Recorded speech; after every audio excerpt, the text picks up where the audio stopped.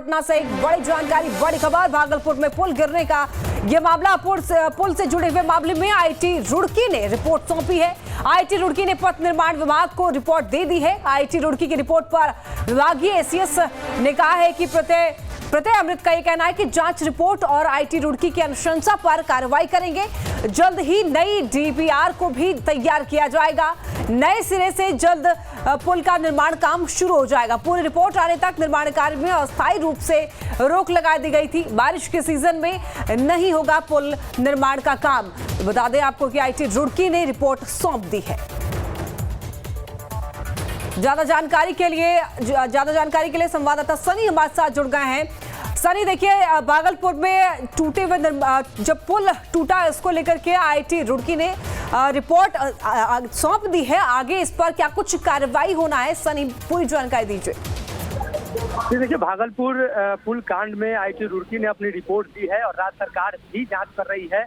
अब दोनों रिपोर्ट को एक साथ मिलाकर कार्रवाई की जाएगी, लेकिन इसमें सबसे महत्वपूर्ण बात यह है कि जो पुल टूटा है उस दरमियान और पुल टूटने के दरमियान जो मलबा है उसको लेकर जो रिपोर्ट जारी की गई है आईटी रुड़की के द्वारा, लेकिन दूसरे तरफ जिस तरफ पुल नहीं टूटा है, यानी जिस दो तरफ से पुल बन रहे थे, तो दूसरी तरफ पुल को लेकर आईटी रुड़की और जांच एजेंसियों ने ये पाया है कि उस तरफ के पुल में किसी प्रकार की खामियां नहीं है, जो जानकारी अभी तक सामने आ रही है।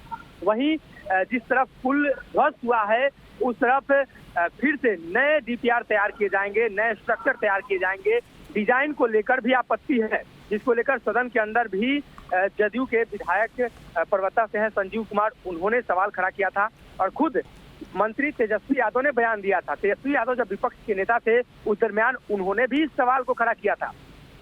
कहीं ना कहीं लापरवाही तो सरकार की तरफ से बढ़ती ही गई है, लेकिन जो एसपी सिंगला कंपनी है जो इस निर्माण कार्य को देख रही है, उनके ऊपर अब भारी दबाव है।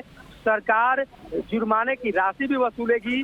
सरकार अगर जांच में ये तय कर लेती है कि सिर्फ और सिर्फ जिम्मेदारी कंपनी की है, कंपनी की तरफ से सारी अनियमितता बढ़ती गई है, तो कहीं ना कहीं कंपनी सवालिया घेरे में जाएगी। लेकिन अभी तक प्रत्यय अमृत के जो बयान सामने आए हैं, उनके बयान से स्पष्ट हो रहा है कि कंपनी पर ही पूरी जिम्मेदारी दी जा रही है, कंपनी पर ही सारी जवाबदेही सौंपी जा रही है और कंपनी ही इन तमाम मामलों को लेकर जिम्मेदार है। अब देखने वाली बात यह होगी कि सरकार नए डीपीआर तैयार करती है, क्या कुछ मामला सामने आता है, लेकिन अभी जो जांच उसके आधार पर सरकार क्या। देखिए सर, इस मामले को लेकर के, पुल निर्माण को लेकर के कई सारे सवाल उठ रहे हैं। अब ऐसे में तेजस्वी यादव ने एक बयान दिया था कि ये पुल फिर से बनाया जाना था, चूंकि स्ट्रक्चरल तरीका से ठीक तरीके से नहीं बनाया गया था ये पुल, इसलिए पुल दोबारा इसका निर्माण होता। अब ऐसे में सवाल ये उठता है कि एक बार पहले पुल को बनाया जाता है, इसमें इतने सारे राशि लगती है पुल बनाने में, और इसके बाद इसका फिर से निर्माण कराना, यानी कि दोगुना रुपए खर्च होना, यानी कि सरकारी खाते से दोबारा से पैसे खत्म होना, इस पर भी कई सारे सवाल खड़े हो रहे हैं। कहा तो ये जा रहा है कि जो रकम का लोड सरकार पे आएगा, जो राशि का लोड सरकार पे आएगा, वो कंपनी वहन करेगी। कंपनी पर ये दबाव दिया जाएगा, कंपनी पर वही जुर्माना लगाया जाएगा। लेकिन महत्वपूर्ण सवाल ये है कि कंपनी अपनी रिपोर्ट क्या पेश करती है, कंपनी का क्या मानना है, और ये जो दो रिपोर्ट आए हैं, इन रिपोर्ट के अंदर क्या कुछ जानकारियां हैं जो कि अभी तक सार्वजनिक नहीं हो पाई है। इससे पहले भी 100 मीटर का हिस्सा गिरा था, उसकी रिपोर्ट सार्वजनिक रूप से सामने नहीं आई थी। थोड़े बहुत 10% के आसपास का वो रिपोर्ट था जिसको सामने लाया गया था। तो महत्वपूर्ण सवाल यही है कि तमाम जो रिपोर्ट्स हैं वो सार्वजनिक होंगे, तभी स्पष्ट हो पाएगा कि आखिर मामला क्या है, कहाँ से कमियां हो रही थी।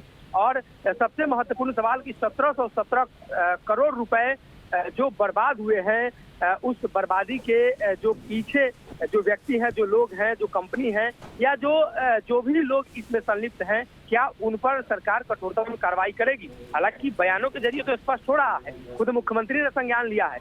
देखने वाली बात यह हो कि नए डीपीआर जब तैयार किए जाते हैं तो लागत क्या होती है, लागत बढ़ती है, घटती है, इन तमाम चीजों का अब जो खुलासा है वो नए डीपीआर तैयार होने के बाद ही चल सकता।